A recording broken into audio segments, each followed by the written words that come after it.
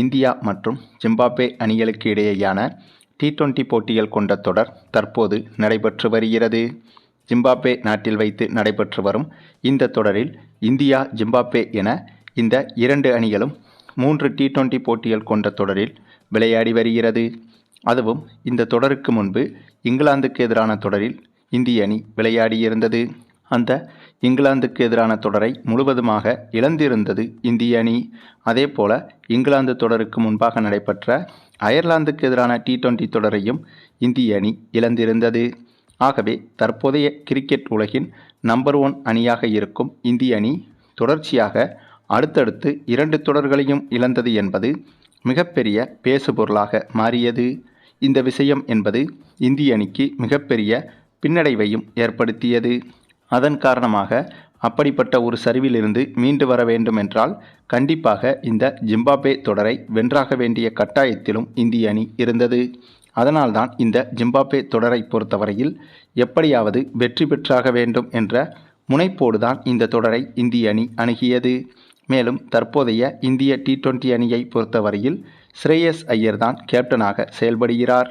இதுதான் இந்திய அணிக்கு சவாலாகவும் இருக்கிறது. வழக்கமாக இந்திய T20 அணி என்று வந்துவிட்டால் சூரியகுமார் யாதவ் தான் கேப்டனாக செயல்படுவார். ஆனால் சமீபத்திய T20 தொடர்களில் ஸ்ரேயஸ் ஐயர் தான் கேப்டனாக செயல்படுகிறார். அதேபோல ஹார்திக் பாண்டியா, பும்ரா போன்ற முக்கியமான T20 வீரர்கள் இந்திய அணியில் இடம்பெறவில்லை. அதற்கு பதிலாக இளம் வீரர்கள் தான் இடம்பெற்று விளையாடி வருகின்றனர். இந்த ஒரு விஷயமும் இந்திய அணிக்கு தற்போதைய T20 தொடர்களில் சிறு சறுக்கல்களாக அமைந்துள்ளது. ஆனாலும் கூட தற்போதைய இந்திய T20 அணியை எடுத்துக்கொண்டால் வார்ம் அப் மேட்சுகளில் எல்லாம் சூப்பராக விளையாடி விடுகிறது. ஆனால் அதிகாரப்பூர்வ போட்டி என்று வந்துவிட்டால் லேசாக சொதப்புகிறது. ஆகவே அதிகாரப்பூர்வ போட்டிகளில் கேப்டன் ஸ்ரேயஸ் ஐயரின் முடிவுகள் என்பது முக்கியத்துவம் வாய்ந்ததாக மாறிவிடுகிறது.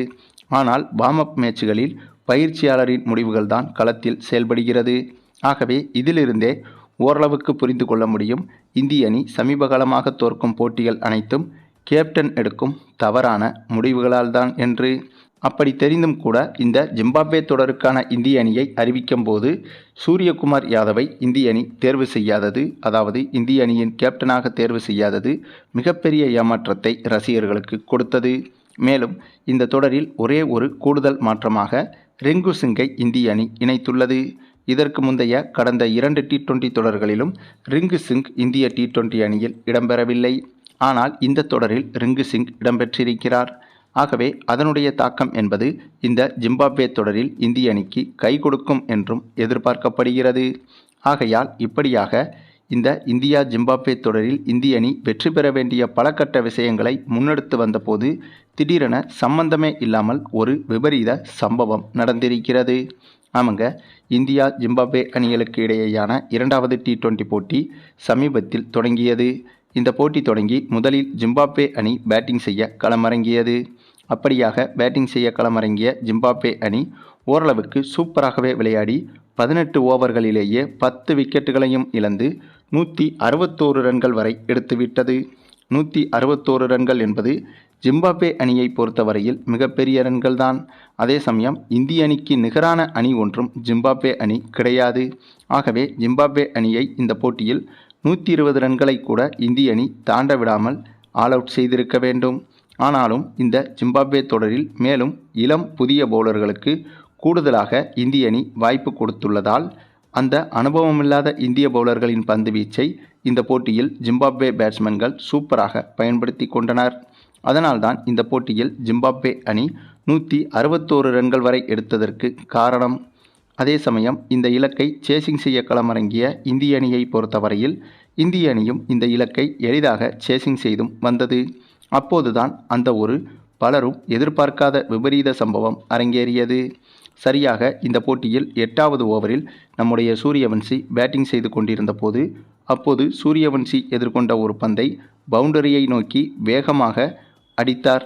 அப்போது அந்த பந்து அதிவேகமாக சென்று கொண்டிருக்க அந்த பந்தை தடுக்க முயற்சித்த ஜிம்பாப்வே அணியின் இளம் வீரரான சிக்கா ரிச்சர்ட் என்ற இளம் வீரர் அந்த பந்தை தடுக்க முயன்ற போது அந்த பந்து அந்த வீரரின் தலையில் வேகமாக தாக்கியது.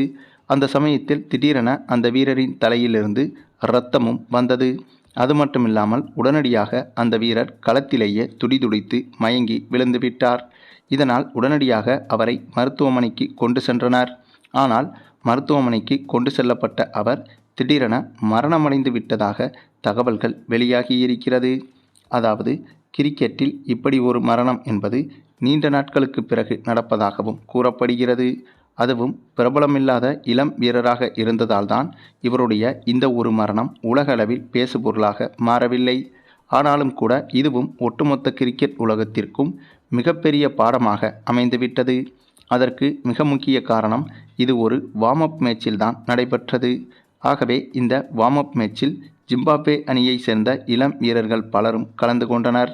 அப்படியாக கலந்து கொண்ட வீரர்தான் இந்த ரிச்சர்ட் என்பவர். ஆகவே களத்தில் அதிவேகமாக வந்து பந்து தாக்கி உயிரிழந்த இவரின் மரணம் என்பது ஒட்டுமொத்த கிரிக்கெட் உலகத்திற்கும் மிகப்பெரிய சோகமாகவும் மாறியுள்ளது. அதுவும் சூரியவன்சி அடித்த பந்து தாக்கி இந்த ஒரு சம்பவம் நடந்தது என்பது மேலும் பரபரப்பை கிளப்பியுள்ளது. பந்தை அடித்ததும் இளம் வீரர், அதேபோல பந்து தாக்கி உயிரிழந்ததும் இளம் வீரர்.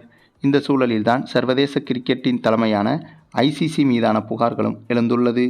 இளம் வீரர்களை வைத்து கிரிக்கெட் போட்டிகள் நடத்தப்படும் போது அதற்கான பாதுகாப்பு முன்னேற்பாடுகளும் இருக்க வேண்டும் என்ற கண்டனங்களும் எழுந்துள்ளது.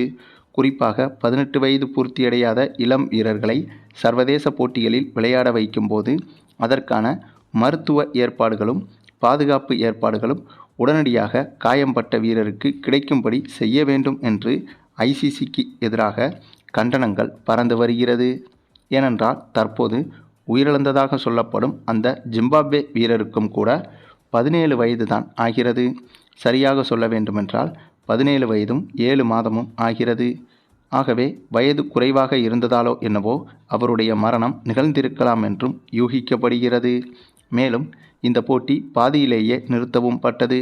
இதற்கு பிறகு ஐசிசி சரியான பாதுகாப்பு அம்சங்களை உறுதி செய்துவிட்டுதான் கிரிக்கெட் போட்டிகளை நடத்த வேண்டும் என்று மனித உரிமை கழகத்திலிருந்து ஐசிசிக்கு கடுமையான கண்டனங்களும் கோரிக்கைகளும் வைக்கப்பட்டுள்ளது. இதனால் இனிமேல் கிரிக்கெட் போட்டிகள் நடைபெறும்போது பல கட்டுப்பாடுகள் கொண்டு வரப்படுவதற்கும் வாய்ப்புகள் இருப்பதாக தெரிகிறது. உதாரணமாக சூரியவன்சி போன்ற 18 வயதிற்கு குறைவான இளம் வீரர்களுக்கு இந்திய அணியில் விளையாடுவதற்கு கூட வாய்ப்பு கிடைக்குமா என்பது இனிமேல் மிகப்பெரிய கேள்விக்குறியாக மாறியிருக்கிறது. இது குறித்து ஐசிசி என்ன முடிவு எடுக்கப் போகிறது என்பதை பொறுத்திருந்துதான் பார்க்க வேண்டும். ஆக மொத்தம் சமீபத்தில் அடைந்த 2 தொடர் தோல்விகளுக்கு பிறகு இந்த ஜிம்பாப்வே தொடரையாவது இந்திய அணி வென்று இந்திய ரசிகர்களுக்கு ஆறுதல் அளிக்கும் என்று எதிர்பார்த்த போது இப்படி ஒரு விபரீத சம்பவம் ஒன்று நடந்து இந்திய ரசிகர்களை மேலும் அதிர்ச்சியடைய வைத்துள்ளது. சரி, நீங்கள் சொல்லுங்கள், தற்போதைய இந்த ஒரு இந்திய அணி என்பது, அதாவது ஜிம்பாப்வே தொடருக்கு அறிவித்திருக்கும் இந்த ஒரு இந்திய அணி என்பது இந்த ஜிம்பாப்வே தொடரை வெல்லும் அளவுக்கு பலம் வாய்ந்த அணிதானா என்பதை பற்றியும், குறிப்பாக இந்த போட்டியில் நடைபெற்ற இந்த ஒரு சம்பவம் போல இனிமேல் எந்த ஒரு மரண சம்பவமும் நடைபெறாமல் இருக்க ஐசிசி எது போன்ற நடவடிக்கைகளை மேற்கொள்ள வேண்டும் என்பதை பற்றியும் உங்களுடைய கருத்துக்களையும் கமெண்டில் தெரிவிங்க.